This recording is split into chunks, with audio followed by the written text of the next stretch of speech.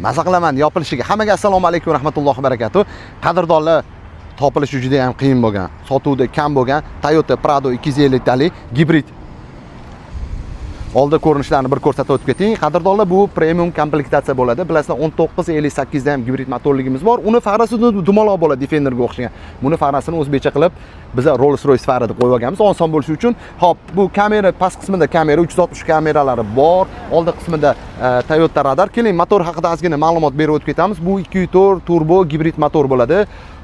Menga newtonmetr yoqdi. 330 ot kuchi, 630 newtonmetr. Uncha-muncha pikaplar bilan birga bir, ya'ni tortishib biz videolar qo'yib ko'rsatyapmiz. Buni benzin rasxodi qiziq ko'pchiligi. Buni gibrid bo'lgani uchun benzin aralashmasida 10 litrgacha benzin rasxod qiladi 100 kilometrga, ya'ni yurishligi bor u. Keyin buni razgoni qiziq hammaga. Razgoni 0 dan 100 ga qo'zg'alishi 707 sekund. İchiga ham o'tirib oldi. Qadrdonlar, kimki niyat qilgan bo'lsa, Alloh yetqizsin. Qadrdonlar, ma'lumot o'rnida ko'rasizlar, Amerika Qo'shma Shtatlari, Kanadada olib kelayotgan mashinalarimizni narxi ko'tarildi. Endi bilasizlar, albatta avtomobil har doim bir narxda bo'lmaydi, ba'zida pastda bo'ladi, ba'zida ko'tarilib ketadi. Shuni inobatga olib qo'yasizlar, 7-8 minggacha hozir kunda ko'p mashinalarimiz razniya beradi. Ichini endi tushuntirib ketamiz. Multirul, Face ID-largacha bor, head up display, JBL akustiki. Menga eng yoqadigani har doim sport, komfort bor.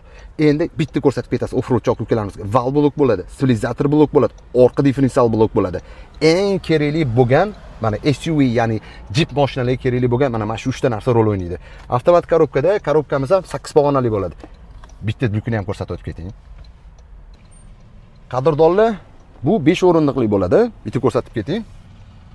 Qadrdonlar, ta'kidlaganimdek, bu 25 model bo'ladi. Bu namuna, bizda sotuvda 26 modellari bor. Oldinroq aytganimdek 1958, keyin mana shu o'sha o'zimizning Rolls-Royce farali deganim, endi osonroq bo'lish uchun, farqlash uchun mijozlarimizga hop hamma komplektatsiyalarimiz sotuvda bor. Eski Pradodan 150 talikdan qolgan, buni ham oynalari ko'rasizlar, ochilib yopiladi. Bu kerakli narsalardan biri. Keyin orqa yukxonasini ko'rsatib, buksirovkasini ko'rsatamiz. Qadrdonlar, bu 3 tonnagacha bemalol tortib berar ekan, ko'rib chiqdik. Mana zimniy kovrik, letniy kovrik, hammasi mavjud.